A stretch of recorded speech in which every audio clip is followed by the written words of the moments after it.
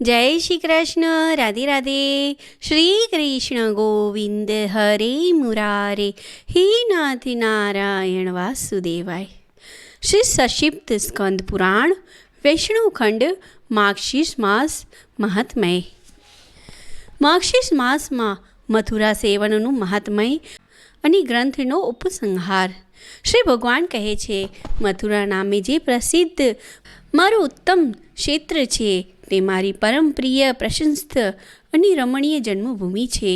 હે ચતુર્મુખ, મથુરામાં જ્યાં કોઈ પણ સ્થાને મનુષ્ય સ્નાન કરે છે તે ઘોર પાપથી મુક્ત થઈ જાય છે। બધા ધર્મોથી બહિષ્કૃત દુષ્ટાત્મા મનુષ્યને માટે પાપનાશીની મથુરા નરકની પીડા દૂર કરનારી છે। કૃતજ્ઞ, શરાબી, ચોર અને પ્રતિજ્ઞા ભંગ કરનાર મનુષ્ય મથુરામાં જઈને ઘોર પાપથી મુક્ત થઈ જાય છે। જે કોઈ બીજા આશયથી નોકરી કે વેપાર માટે પણ મથુરા જાય છે તે પણ મથુરામાં સ્નાન કરવાથી પાપરહિત થઈને સ્વર્ગલોકમાં ચાલ્યા જાય છે। મથુરાનું નામ લેનારની પણ મુક્તિ થઈ જાય છે। જે મનુષ્ય ત્યાં 3 રાત્રિ નિવાસ કરે છે તેઓ પોતાના દર્શન તથા ચરણરજથી બીજાઓને પવિત્ર કરી દે છે। જેમ નાના નાના તણખા ઘાસના મોટા જથ્થાને પણ બાળી નાખે છે, તે જ પ્રમાણે મથુરાપુરી મોટા મોટા પાપોને ભસ્મ કરી નાખે છે।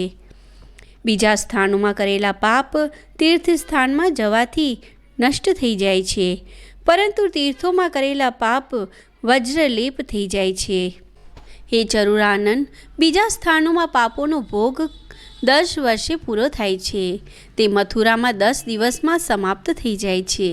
સ્વર્ગ, પાતાળ, અંતરિક્ષ તથા મનુષ્ય લોકમાં મથુરાપુરી જેવું મારું પ્રિય બીજું કોઈ ક્ષેત્ર નથી। તીર્થરાજ પ્રયાગમાં 1000 વર્ષ નિવાસ કરવાથી જે ફળ પ્રાપ્ત થાય છે તે મથુરાપુરીમાં માત્ર માક્ષી માસ રહેવાથી મળી જાય છે। જેણે કદી મથુરા જોઈ નથી અને તેની જોવાની ઈચ્છા રાખે છે તેનું મૃત્યુ ગમે ત્યાં થાય, તેનો જન્મ મથુરામાં થાય છે। હે મારા પ્રિય ભક્તો, તમે મથુરાપુરીમાં નિવાસ કરો। ત્યાં ગોપીઓથી ઘેરાઈને હું સદા નિવાસ કરું છું। સંસારમાં ડૂબેલા શિષ્યો, મારી વાત સાંભળો। જો તમે અત્યંત આનંદ પ્રાપ્ત કરવા ઈચ્છતા હો તો મથુરાપુરીમાં નિવાસ કરો। આ સંસાર બહુ અંધ છે, આંખો હોવા છતાં દેખાતો નથી। મુક્તિદાયીની મથુરા હોવા છતાં પણ સદા જન્મ મૃત્યુરૂપી સંસારનું સેવન કરે છે। સૌભાગ્યવંશ દુર્લભ એવો મનુષ્ય જન્મ મળવા છતાં જેમણે મથુરાપુરી જોઈ નથી તેમનું આયુષ્ય વ્યર્થ ચાલ્યું ગયું। અહો, આ કેવી બુદ્ધિની દુર્બળતા છે!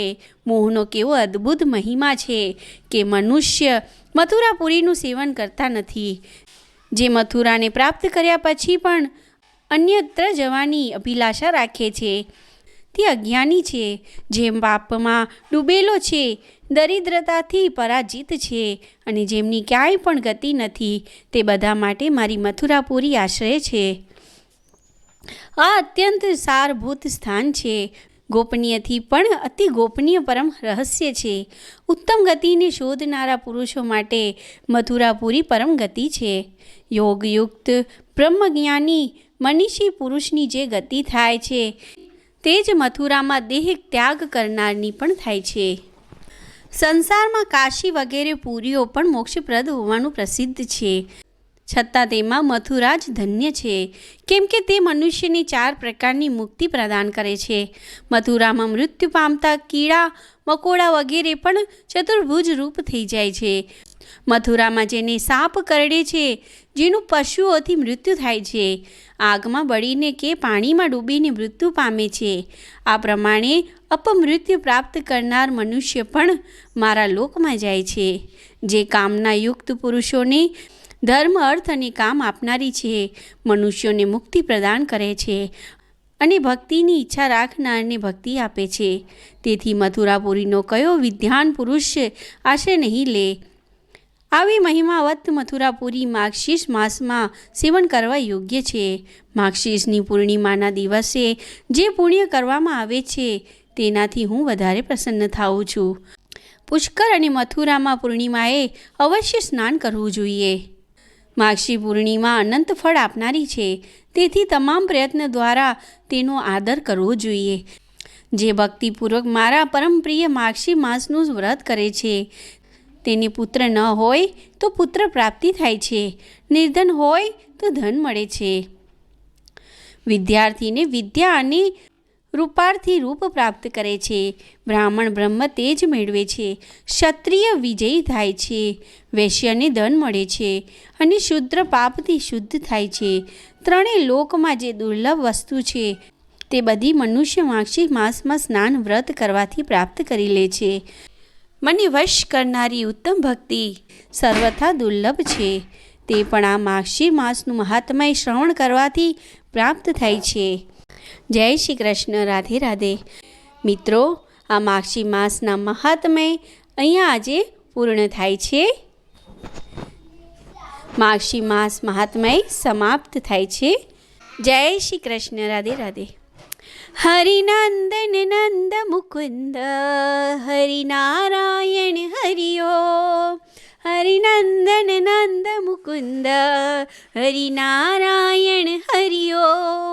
હરિ કેશવ હરિ ગોવિંદ હરિનારાયણ હરિઓ. હરિ કેશવ હરિ ગોવિંદ હરિનારાયણ હરિઓ. હરિનંદન નંદ મુકુંદ હરિનારાયણ હરિઓ. હરિનંદન નંદ મુકુંદ હરિનારાયણ હરિઓ. હરિનંદન નંદ મુકુંદ હરિનારાયણ હરિઓ. જય શ્રી કૃષ્ણ. રાધે રાધે.